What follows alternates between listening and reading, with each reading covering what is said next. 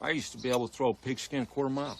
Let's move over to the AFC South, the reigning division champion Indianapolis Colts going to the AFC Championship a season ago. I think they will once again win this division, probably going to be a runaway. You look at their offseason, I think probably the most improved team in this division. They bring in a couple former University of Miami players, some veterans, Andre Johnson, Frank Gore. They also bring in Trent Cole on the defensive side from the Eagles. They did lose Trent Richardson, Reggie Wayne, and Ahmad Bradshaw, but ultimately I really think this Colts offense improved. I think their defense improved a little bit with the addition of Cole, but it looks like they're going to have to cope without Arthur Jones for a good portion of the season, if not all of the season. So I think they're the most improved team in this division. They'll come in first. I think the Texans will be a somewhat close second. Then the Jags and the Titans. The biggest losses in this division, I think, is the Texans. They lose Andre Johnson, which is huge.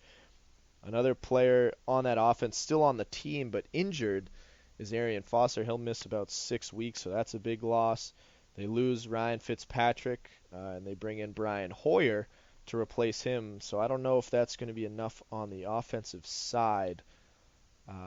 But they do have the best defense. Again, they bring in Vince Wilfork. They have Jadeveon Clowney, who apparently will be ready for Week 1. And you're looking at a really stacked defense. Brian Cushing, if he's healthy, solidifies that linebacking core. You do have Jonathan Joseph in the secondary.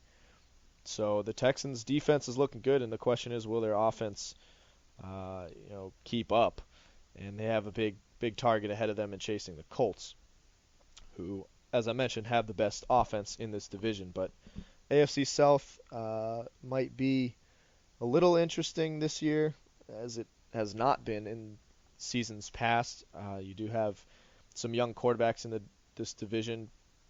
Blake Bortles for the Jaguars, and the second overall pick of the 2015 NFL Draft, Marcus Mariotta, for the Titans. But the thing is with Mariota is he really doesn't have a lot of players to throw to. He does not have a lot of weapons. They did just trade for Terrence West, who will likely be the backup to Bishop Sankey in the backfield.